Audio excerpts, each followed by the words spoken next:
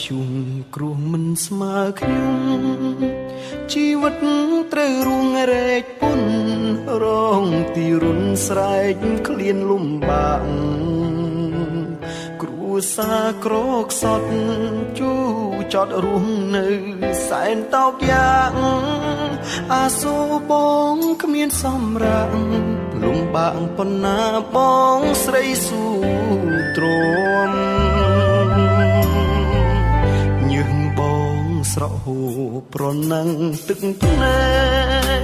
ក៏បងមិនខ្ចីអល់អាយព្យាយាមស៊ូ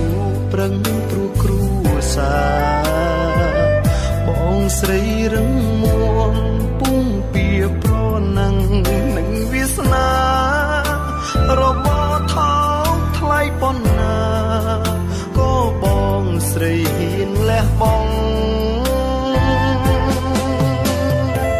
ស្វែងរកកិត្តិយសដើម្បីគ្រួសារ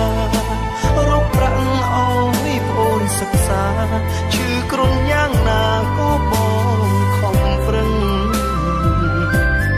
ជួយរុញទឹកចិត្តឲ្យរូបខ្ញុំនេះ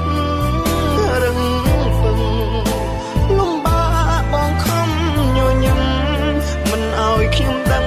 ឃើញទឹកភ្នែកឡើយ